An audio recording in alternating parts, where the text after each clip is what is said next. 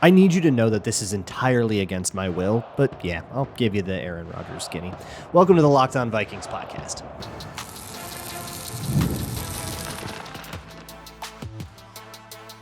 You are Locked On Vikings, your daily Minnesota Vikings podcast, part of the Locked On Podcast Network, your team every day. Hello, everybody, and welcome to the Locked On Vikings podcast, where we're always trying to learn something new. It's part of the Locked On Podcast Network, your team every day. And thank you so much for making Locked On Vikings your first listen of the day every single day. I appreciate my hashtag everydayers so very much. Today's episode is brought to you by FanDuel. Right now, new customers can get $200 in bonus bets when your first $5 bet wins. Today on the show, we have some catching up to do. So I'm going to start with the Aaron Rodgers update. That seems to be the thing that most people are talking about, that people want to know about. Okay, I've got a couple of thoughts, but the long and short of it is I still don't think that this is really close to happening at all. I think Aaron Rodgers is using the media and this idea of the Vikings to try to drum up more leverage and get a better contract from like Pittsburgh or whatever. But I'll go through my thoughts on that. But there's like concrete stuff to talk about too. So I do want to do that for most of the show. We've got some new contract details that affect some of the like cap ideas we had that I was kind of concerned about last time we talked. The Vikings re-signed Eric Wilson, old friend, back in the building, hashtag old friend. And they made a trade for Jordan Mason. There's a new running back in the building. And they essentially flipped Ed Ingram and a 7-6 swap for Jordan Mason. So sure, man. Yeah, I guess that works. And that, like, it's the exact same pick, which is great. Anyways, we'll get to all of that. But first, okay, let's get rid of the annoying headline. I've been really whiny about this because I do think that it's a very transparent play by one side to like get a better contract. And I think that we're really bad at recognizing when media is lying to us.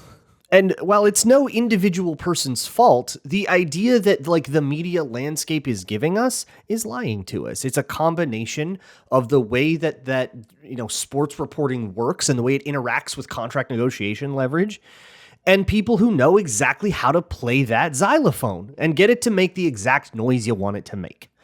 So here's where we're at. Over the weekend, the Athletic staff, Diana Rossini, as well as Mike Silver, have been beating this drum really hard that Aaron Rodgers is in on the Vikings. The Vikings are like 50-50 to do it. We're all just waiting on Kevin O'Connell to make the big decision. And that's what they would have you believe, that Kevin O'Connell is lying awake at night, mulling over this idea of Aaron Rodgers, and that's the deal. One interesting thing they reported that, I don't think that anything in there is like lies. I don't think Diana Rossini is being like a dishonest reporter or anything like that. I think she's getting her information very clearly from a specific source, and I think we just need to keep that in mind when we compare her reporting to everybody else's. The source of the information is very important, right? It's like watching a commercial for a cereal brand that says that it's really good for your heart. Well, of course they say that. They've got a vested interest in, like, of course Aaron Rodgers says that the Vikings are interested in Aaron Rodgers. He has a direct financial incentive to make everyone want to think that. And he's got somebody in his, an established member of the media that is willing to bring that message to the world for him. So of course he's going to say that. But I want to be really clear that I don't think anybody there is being super dishonest. I think they are carefully curating their message to improve their relationships with, the people that give them information. That's what sports journalism has become. And I've been really critical of the way that is. Everybody's a mouthpiece for somebody. There's very few people, I think, that are really interested in driving down at the truth. And I really respect the people who are, which is why I've been citing the Star Tribune people more often, because I really do think that they have been more steadfast in that and less just about like saying whatever the agent wants you to say, negotiated by blah, blah, blah. Like, I just don't have a lot of respect for that. And I think that sports is one of the only like media industries where it has gotten that, brazenly and visibly, I'll even use the word corrupt. One important note, though, there's like a triple byline, big long thing in The Athletic with Alec Lewis is one of those bylines, right? So there's a local person that like understands the dynamics of the team that also contributes to this. And I think this came from this part of it comes from him. I would guess at least, but I'll read it verbatim. Vikings owners Ziggy and Mark Wilf and general manager Kwesi Adofo-Mensah, who's worked with locksteps with O'Connell since both were hired, will defer to the coach's choice of quarterbacks. I think that's a really important nugget. That, like, look, what Kevin O'Connell has done at the quarterback position in the last 18 months has been just like patently insane, right? You've got the Dobbs sanity, the Josh Dobbs thing, made Nick Mullins look half decent. Of course, the Sam Darnold season he just had got better play out of Kirk Cousins even. If you want to go all the way through the tenure, like Kirk Cousins in the Kevin O'Connell offense, that offense worked way better than any of the Kubiak offenses that were supposed to be perfect fits for him. So, like, he has earned more than the benefit of the doubt, right? He's earned carte blanche. That is what it sounds like to me. That ownership and Kwesi are all in agreement. Hey, man, you make this choice. And that's an important refutation to some of the, like, I don't know if it's even been reported, but certainly it's an easy speculation to come up with that like ownership is getting in there and meddling and being like, go get Aaron Rodgers because I'm an old billionaire that doesn't know football. And that certainly happens in some teams, but this is a pretty direct report that that's not happening, which you don't often get. That ownership is going like, nah, KOC, you make that call. And Kwesi being like, yep, whatever you think, dude, I trust you on this. You made Josh Dobbs really good. So I thought that was an important nugget, but one of the biggest things I've heard that bugs me because I don't think it's true, I've heard it everywhere, is, well, the Minnesota Vikings could put a stop to this at any point. All they need to do is one press leak. Why haven't we heard that? What about their silence? Where there's smoke, there must be fire. They've been press leaking for like a week. Where have you been? I've pulled some headlines. On March 12th, Adam Schefter said, you know what? Before I do this, clip this, okay? People on YouTube, get ready to take a clip and put this all over social media because the press leaking the Vikings have been doing to try to quash this has been everywhere. On March 12th, all right? This is 2 days, I think, after Aaron Rodgers got released. Adam Schefter said, I'm not including Minnesota until I have a reason to. Minnesota, to me, is setting sail with J.J. McCarthy. On the same day, Ian Rappaport said that the two destinations are New York and Pittsburgh, had no mention of the Vikings. On March 13th, Tom Pelissero said it would be a surprise if he signed with Minnesota. It would be a surprise, direct quote. On March 14th, Pelissero added, the idea that they're actively negotiating with Aaron Rodgers or trying to bring him in is overstated. On March 16th, Jordan Schultz of ESPN, I have not gotten the sense that Minnesota wants to go in that direction. On March 16th, Jeremy Fowler, it's possible that they get involved, but probably not. They want to develop McCarthy, and I believe Adam Schefter continued to, on March 16th, just on Sunday, continued to push the idea Minnesota's not really in on this, and there's no reason to believe that they are in on this until like something changes. So what more do you want? What do you mean they haven't talked to a reporter? They've talked to all the reporters very clearly, and they're all saying the same thing. Did we forget to turn on the TV this week? It's been everywhere. And the only way you believe that the Vikings have been radio silent on this is if you're only reading the headlines that you want to believe. And I don't think that that's a good way to do this. I will concede that Diana Rossini's probably been the most active voice on this, right? She's like pushing it. She and the athletic staff in general has been like the outlet that's pushing this the most. And everybody else is in opposition to them. And so as fans, we have to parse that out, right? Many voices we trust are conflicting. What do we do with that? But I think it's really ignorant to look at that situation and say that there is nobody saying that the Vikings aren't interested. Everybody is saying the Vikings aren't interested, except for one person who's talking a lot. What does that tell you? You make of that whatever you will. The only other thing about this that I really want to push back on is the idea that because the Vikings are like thinking about this, they like hate JJ McCarthy. I think that's really stupid. It doesn't matter how high you are on JJ McCarthy. If you get word that a future Hall of Fame quarterback wants to play for your team, even if you like instinctually, like personally, my instinct is immediately to like retch at Aaron Rodgers being like a Viking, right? Like my instinct is like a hard no. But if I were in charge of the Vikings, I would be an absolute idiot not to take a day, sit down, watch some film, and get an opinion on this. And that's what Kevin O'Connell is doing, probably more than a day. But take your time, and even if you think the decision is obvious, taking your time to come to that conclusion through a proper process is a really important thing to avoiding mistakes. That is life advice for you. That's advice for everything, okay? Take your time with important decisions, even if they seem obvious, is just like a good idea. And it doesn't matter what your priors are on the guy you have in the building. But even if you believe that the fact that they're considering Aaron Rodgers means they hate JJ McCarthy, well, good thing like 6 reporters have said that JJ McCarthy is the reason they're not just slamming this. That like they like JJ McCarthy so much that it's probably the reason that they're not really that interested. So my read on this is still that Aaron Rodgers is trying to drum up a little bit of extra leverage on the Steelers. He's trying to put the screws to the Steelers, maybe the Giants too, by saying, hey, look at this other organization that I would really love to play for. Can you talk me out of it? Can you give me something that I like more? Like, I think this is so obviously a media play. Just a negotiating through the media tactic. I have very rarely seen such a brazen one with so many spotlights on it. And it still feels like everybody's falling for it. Be less gullible. Let's talk about the other transactions the Vikings are doing. That'll be next on Locked On Vikings.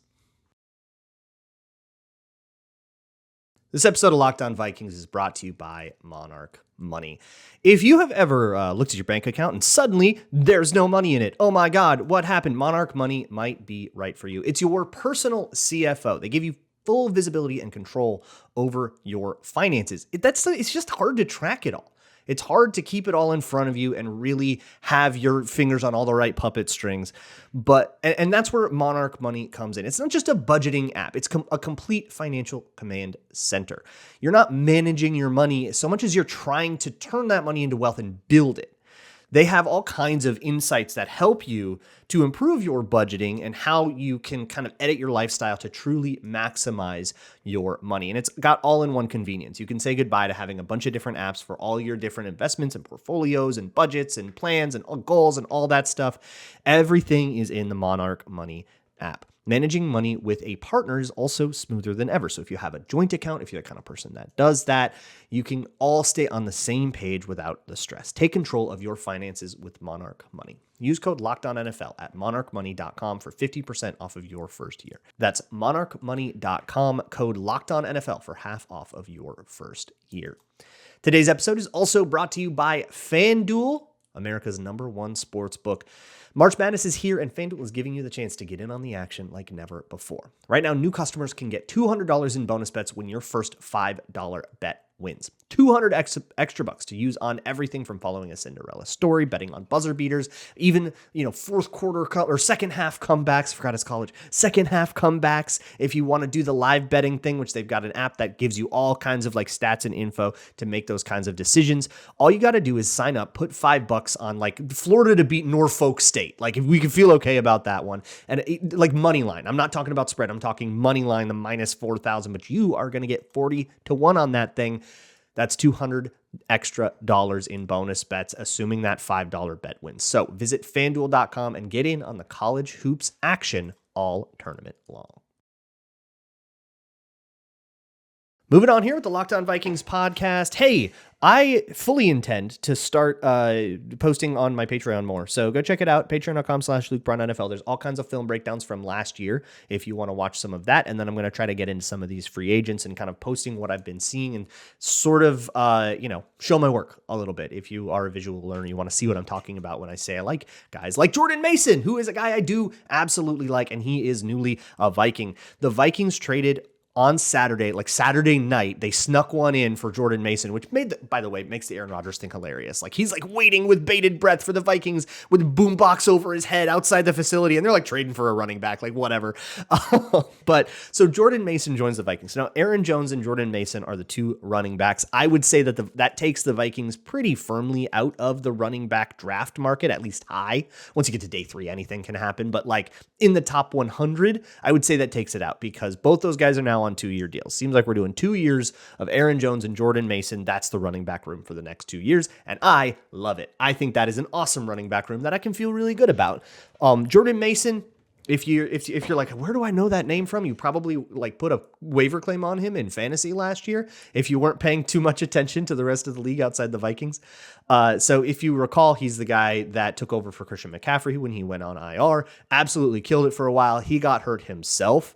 But he was playing awesome zone running. I think he's got a really nice burst and I think he's got really good, quick eyes for zone. And I think honestly, that's all a running back needs. Like what I don't see him do a lot of is like juking and jiving in the open field and like making, a million guys miss to make this cool, like highlight reel 70-yard touchdown, but you don't need that.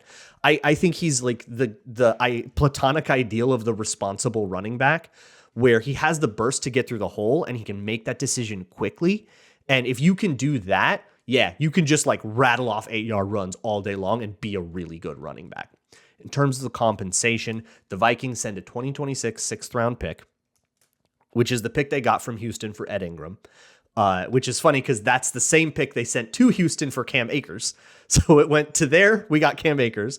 It came back when Ed Ingram went to Houston, and now it's going for another running back. So that pick is going all over the place. It is now San Francisco's, and then a 7-6 swap this year. A 5-6 swap this year. I apologize. So the Vikings went from having 2 fifths to having a 5th and a 6th now. So they now have a 1st, a compensatory 3rd, a 5th, and a 6th this year.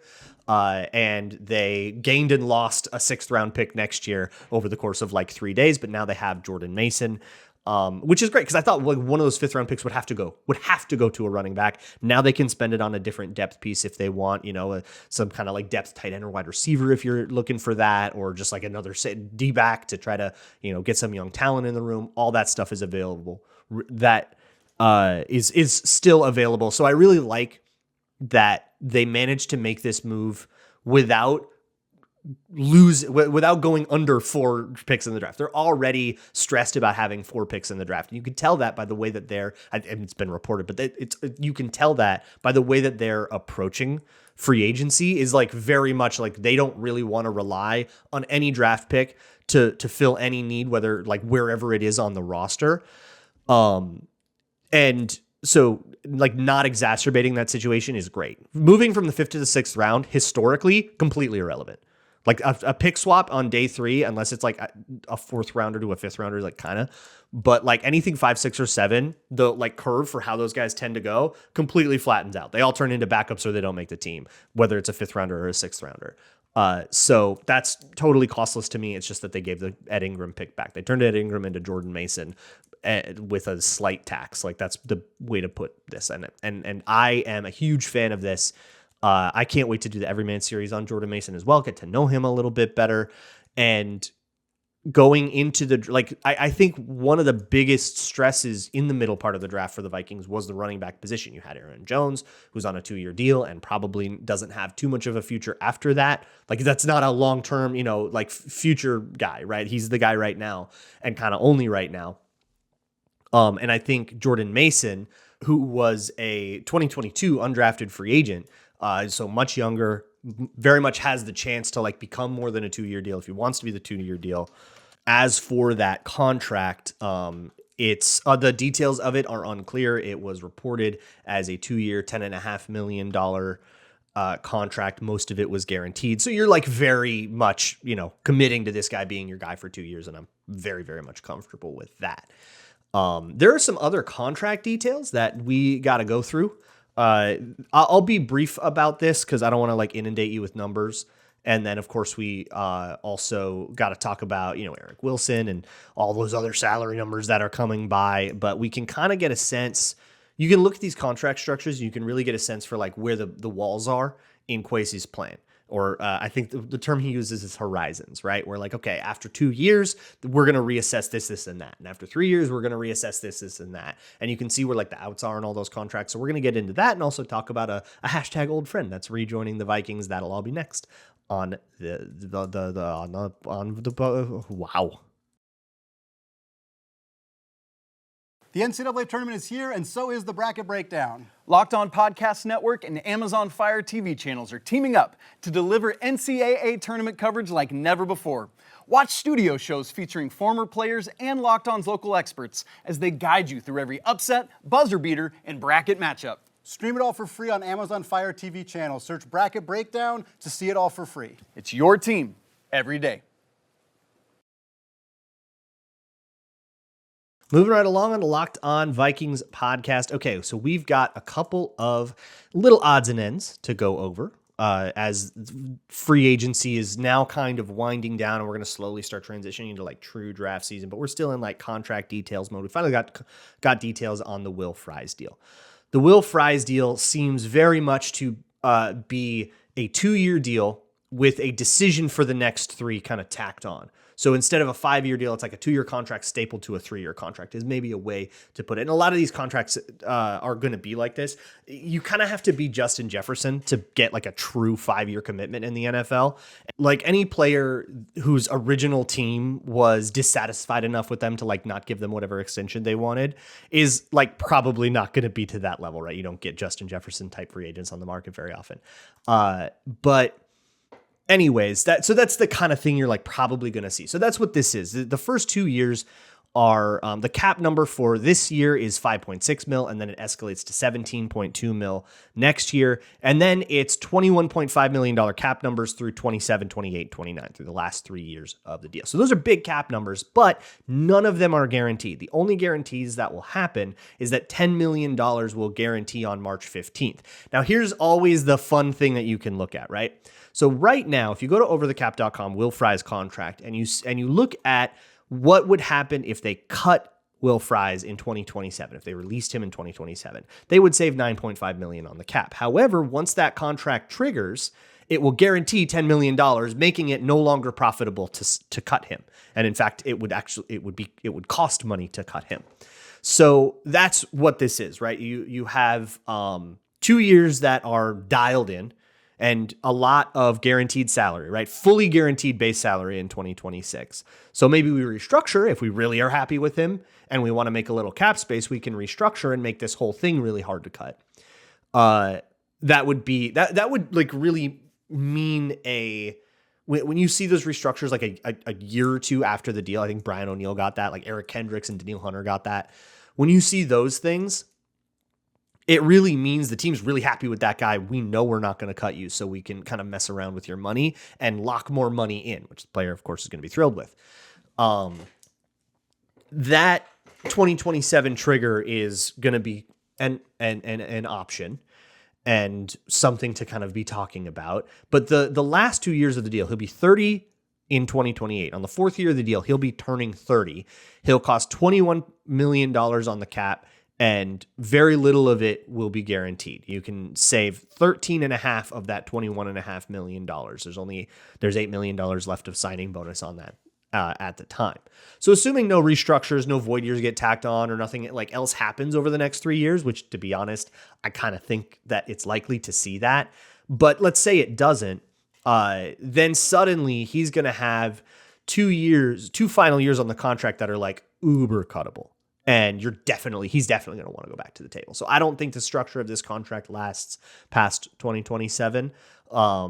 And that just means that everybody's going to kind of be making decisions year to year on each other, which I think is a healthy dynamic, right? I think that gives everybody like the freedom and flexibility to try to turn this situation into one that works for them.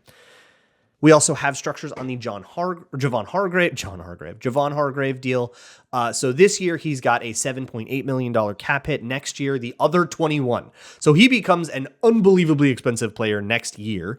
There's enough prorated signing bonus and actually $4 million of guaranteed salary. So he seems fairly likely to see some of that money, but that doesn't mean he is uncuttable. If the Vikings do want to shed that, they could save $11 million by cutting him. It would be kind of painful to do that. They would take 10.5 dead. So they could save about half of that money is unguaranteed, and they could cut him next year. There's no triggers on it. There's nothing there. They could even make that decision in camp if it comes to that, technically, but that is a pretty big commitment.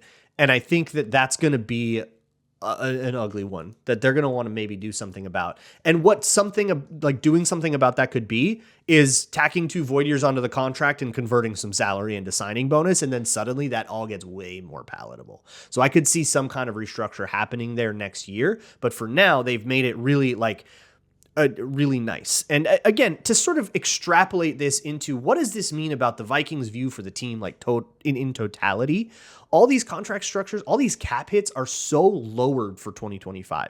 They really took it out of 2025 and put it all in 26 and 27. And so what that tells me is that the Vikings are really trying hard to make this year a Super Bowl run. And they're doing that because they know they don't have to pay their quarterback. None of this stuff makes sense if they're setting aside $30 million a year to pay to a veteran quarterback, whether that's Rodgers or Russell Wilson or whatever. They'll need to bring a backup in at some point.